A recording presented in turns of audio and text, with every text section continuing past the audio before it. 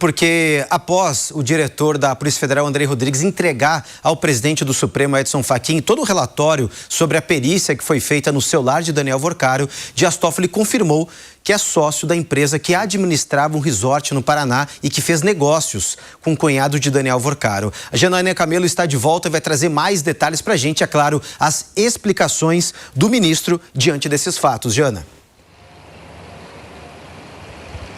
Pois é, Cássio, pela primeira vez, né, o ministro admitiu ser sócio nessa empresa familiar com 2 irmãos, que teve participação já no Taiaiá Resort, esse resort do Paraná, que há dias já a gente vem noticiando que esses 2 irmãos do ministro Dias Toffoli venderam essa participação nesse resort para fundos de investimentos ligados ao Banco Master, geridos pela antiga RIAG, que é investigada também na Operação Carbono Oculto, que é aquela operação que investiga a lavagem de dinheiro no mercado financeiro, envolvendo o PCC também.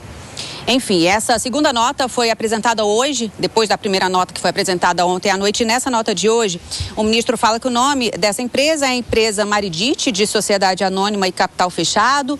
Nessa mesma nota, ele cita que a lei orgânica da magistratura permite, sim, que um magistrado seja sócio de empresa, só não permite que ele administre diretamente essa empresa. Diz a nota também do gabinete do ministro que foi integrante do grupo Taiaiá, essa empresa Maridite, até fevereiro de 2025, e que o ministro pegou a relatoria do caso do Banco Master no dia 28 de novembro de 2025, ou seja, depois que a empresa dele não fazia mais parte do grupo Taiaiá.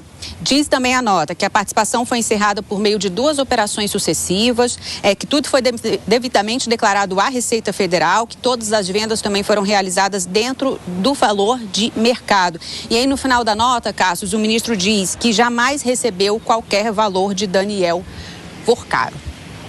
Cássio.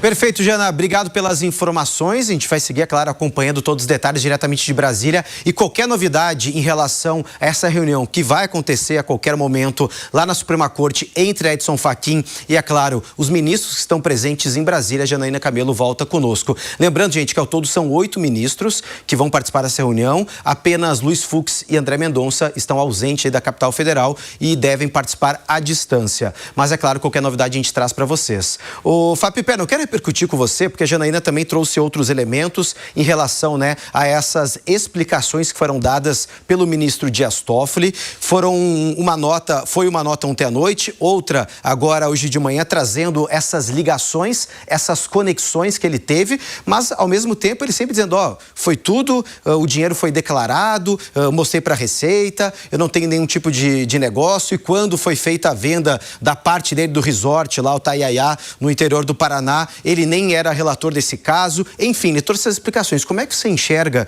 essas explicações, essas palavras que Dias Toffoli escolheu para se julgar, aí pelo menos possível, continuar na relatoria deste caso?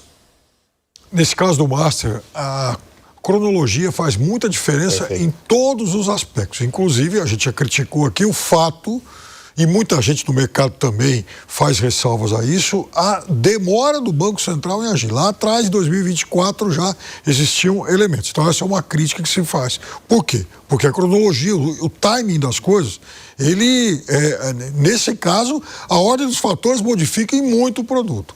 Toffoli. Por que o ministro Toffoli, desde o início, já não veio a público dizer, olha, então, eu já fiz negócios com esse grupo, eu não era proibido disso, porque naquela época eu tinha outras atividades, eu não era ministro da Suprema Corte, etc. e tal. Então eu fiz lá algum tipo de negócio com eles. Portanto, eu também me sinto constrangido a receber esse caso. Ele não fez nada disso. O que ele fez? Decretou sigilo sobre as investigações, atrapalhou a Polícia Federal. Vamos lembrar que de semanas atrás ele exigiu que a Polícia Federal entregasse todo o material das investigações para ele, inclusive as mídias, os dispositivos eletrônicos, que poderiam inclusive ser perdidos se houvesse demora para que eles fossem avaliados. Ele também acabou, de certa forma, constrangendo familiares dele, porque de uma hora para outra todo mundo começou a ir para Marília para ver como é que morava o irmão, o outro irmão que é padre, a cunhada que falou, bom, eu não sou milionário, não sou rica, então vejam, em momento algum ele tomou a iniciativa de falar, vamos parar com isso. É o seguinte, eu fui sócio, não sou mais, então ele trouxe para dentro do Supremo um problema que o Supremo não tinha. Era algo que dizia respeito à pessoa física de Antônio Dias Toffoli. Então, esse escândalo do Master, ele, para mim, é o mais complexo e o que mais tem teias de todos que a gente viu na República, e veja só, não foram poucos.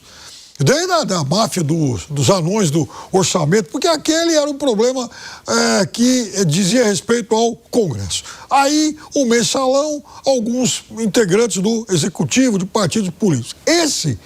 Ele abrange os 3 poderes, fora que ele lança suspeitas em cima do Banco Central, da relação do TCU com o Banco Central, porque o papel do TCU também está sob suspeita.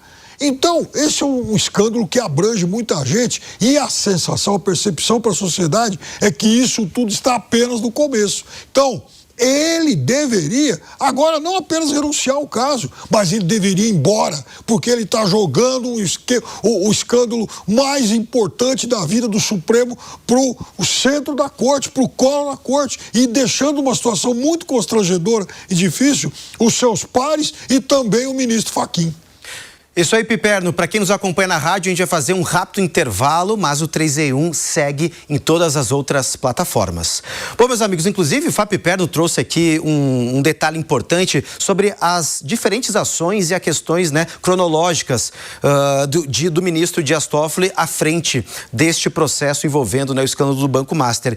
Inclusive, muitas das ações foram criticadas, e movimentos que não são considerados normais dentro, né, do inquérito, e também que geraram não só constrangimento, mas também estranheza dentro dos próprios ministros. Como o Piperno falou aqui, a questão também de colocar sigilo total, não deixar as provas ficar com a Polícia Federal e sim no gabinete dele. Depois ele acabou recuando para deixar com o Ministério Público Federal. Aquela careação que ele fez entre Daniel Vorcaro e também com o ex-presidente do BRB, e tudo isso chamou muita atenção e, é claro, gerou um estranhamento dentro do poder do judiciário.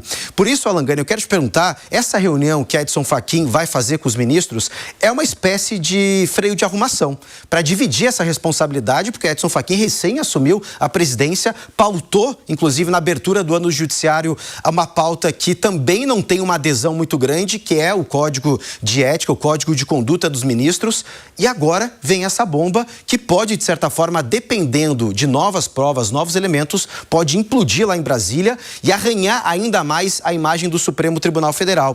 Você acredita que a ideia de Edson Fachin, Alangani, seria blindar os ministros, chegar a um conjunto, até mesmo levar para o pleno uma possível votação para que tenha a suspeição de Dias Toffoli, ou pode ser uma estratégia, no melhor ditado popular, né? Desce o dedo, mas para salvar uma mão. Desce o dedo para salvar uma mão. Porque, veja, Cássius, o que está em jogo agora é a reputação institucional da Suprema Corte.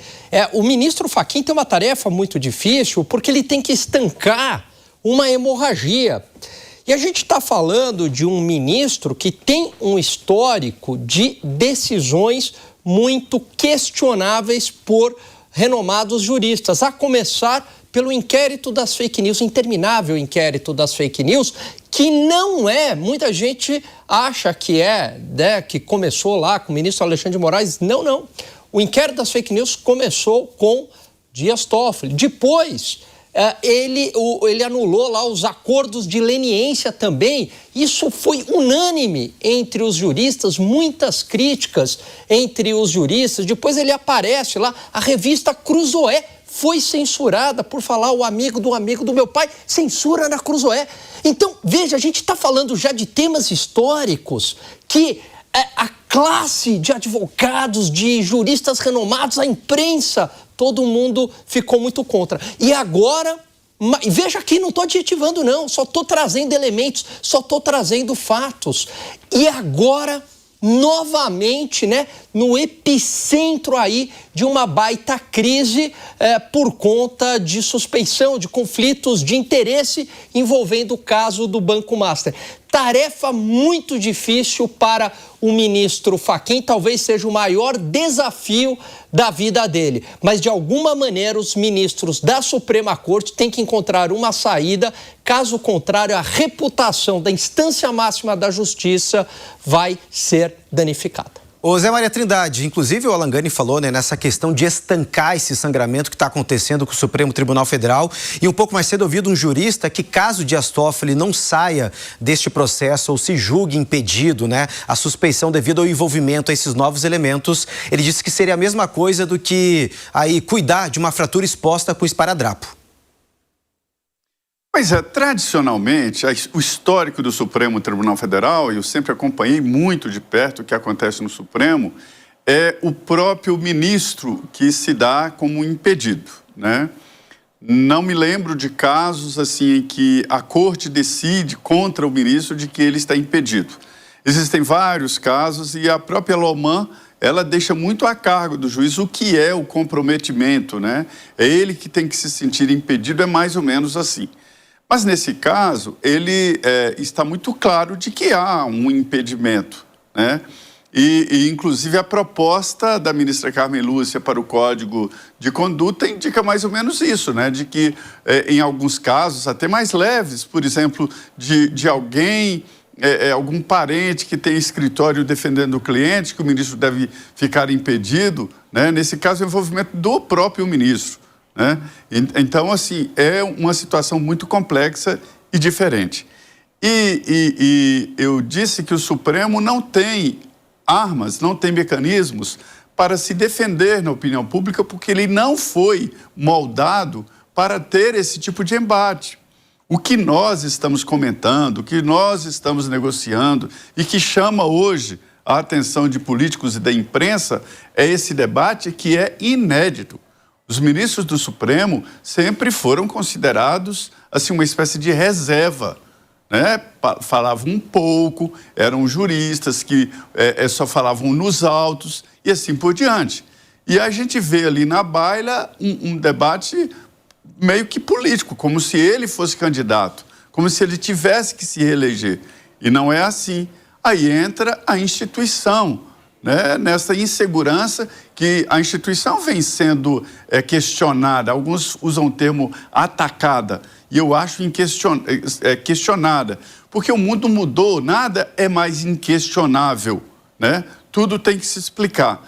Mas eu aprendi na política que ninguém deve dar explicações numa situação assim, porque dizem, na política, os aliados não precisam de explicações, e os adversários não acreditarão nas suas explicações. Mas quando essa explicação vem de um ministro da Suprema Corte do país, aí torna tudo muito mais complexo. Então, é um momento muito difícil, os ministros entenderam o que está acontecendo, né?